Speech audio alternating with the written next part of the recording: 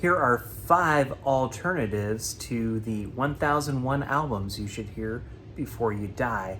Now I'm responding to the Static Traveler Vinyl Community channel challenge.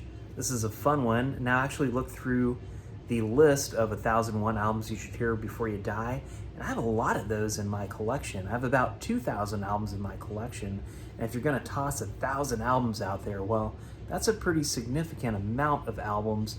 Some of them surprised me to see, the 13th Floor Elevators in there, and Wilco's well represented. That's nice. And ironically, over the weekend at my local record store, I just picked up this book called The 1001 Greatest Singles Ever Made, Rock and Soul. Is a Dave Marsh book. It's been a pretty interesting read. I just started it. But here are my 5 alternatives to the 1001 albums you should hear before you die, and none of these are actually in that book. This is the Golden Dawn's Power Plant, and this was on the International Artists label, came out in 1968, even though it was recorded in 1967.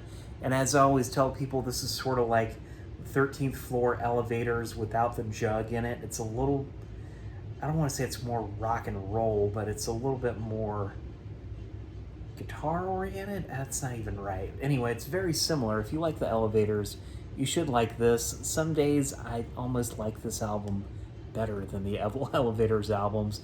And I know I'm not supposed to say that. It's probably against the rules to say that, but I'm allowed to have my different opinions too. This is the Clientele's Suburban Light. They're an indie rock band from England. This came out in 2001. It's a collection of singles.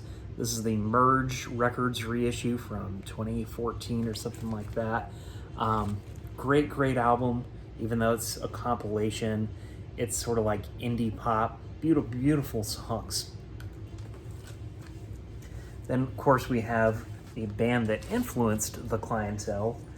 This is Galaxie 500 on Fire. I was actually surprised that this one wasn't in the 1001 albums book. This is from the late 80s. Incredible indie pop. It's very dreamy. It's sort of like the Velvet Underground if they were more college-y, I guess.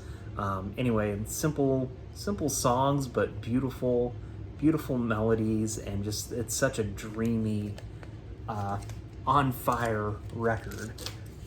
Then we have the Olivia Tremor Control Dusk at Cubist Castle. I love this album. This is a blue vinyl reissue that I picked up at a record store in Atlanta quite a few years ago at Little 5 Points.